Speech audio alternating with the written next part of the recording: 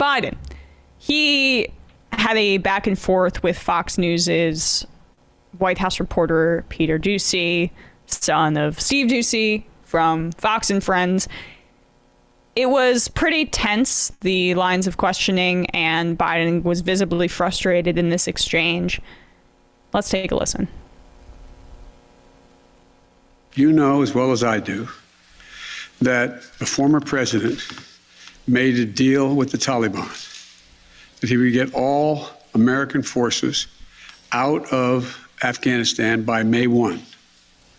In return, the commitment was made, and that was a year before. In return, he was given a commitment that the Taliban would continue to attack others, but would not attack any American forces. Remember that? I'm being serious. No, I'm asking you a question. Because before... No, wait a minute. I'm asking you a question. Is that accurate, to the best of your knowledge? What? I don't think that the issue is, do you think that people have an issue with pulling out of Afghanistan or just the way that things have happened? The way. So it looks like Biden was playing the harmonica there, but actually he was just so frustrated that he put his mouth and head in his hands, which I understand because this was a part of a larger exchange with Doocy that he could not stop hammering this point home about just the way that we withdrew, right? And Biden knew he was going to take this because that's why he essentially said no other president has done it, because they knew they were going to take this line of questioning. The problem that they have with the way we withdrew is that we withdrew. Yep. There was Trump. We'll play a Trump clip in the fun half where it's like, I had this great plan that we would have got everybody out there and no one would even notice. No, that's exactly not possible to start evacuating. And that's why he pushed it off until after the election, because Trump knew this was going to happen. He knew that it was going to be chaos, and he knew he was going to take a hit politically. And let's be clear what Trump really wanted. He wanted a secession, basically to look good going into the election season. He didn't really give a crap, I don't think, about the pullout. And so any deal with the Taliban was like, don't make me look stupid so I can beat Joe. And then once it happened, because the timing of this is also bad. If you read any Afghanistan war books, you know that the summer months are fighting months. So you're going to schedule the pullout right before the fighting season starts. All this stuff, the plan was as good as a plan for withdrawal from a dishonorable occupation could be, and this is the only way it can go. Right. And so, of course, the outrage is only reserved for the withdrawal. It's only reserved for the way that we did it, not the occupation in and of itself. And why is that? Why is that?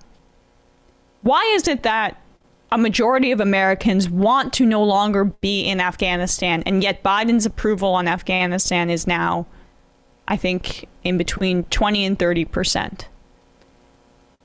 That's because the media, one, is complicit in showing them these images, but the images and what they represent to people, it's not, oh, we're so horrified about the violence, because if they cared about the violence, they would have cared about the war on a consistent daily basis.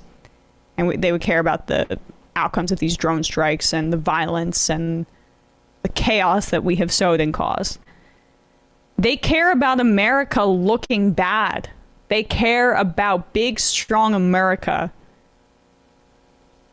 not displaying its might in an adequate fashion. They care because they see the images of us losing, because we are not the dominant thumping superpower that we were told about in history class and as we sang God Bless America. That's what they care about. They care about the images of defeat and it hurting a collective nationalist ego. And that is not enough to maintain a presence in the country. That is not enough to continue to occupy an area and continue to engage in warfare. It's just simply not enough, just because your sense of nationalist pride isn't satiated. We lost. Stomach it. Just a note on polling, like Biden's poll numbers might be down, but this is from a few days ago. From Forbes, some 45% of registered voters polled said U.S. should or probably should still withdraw, even though it provides opening for Al-Qaeda, while 40% said the possibility should be remain. Support for U.S. withdrawal has risen over the past week, according to Morning Consult Political, after taking a hit as the Taliban quickly seized control of the country early next month. So I think just got to wait this period out, because this is going to go like Vietnam, where everyone realizes what a fucking disaster that was. I mean, certain sectors of military, like particularly people who wanted to get promotions from the occupation, are going to bitch about it to their CNN buddies, but it's good that we withdrew. Oh, it's absolutely good that we withdrew. And a reminder that a lot of this is being driven by a generation that did not come of age, and that, of course, this is not everybody, right? We have people like Barbara Lee and Bernie Sanders who saw this from the get-go.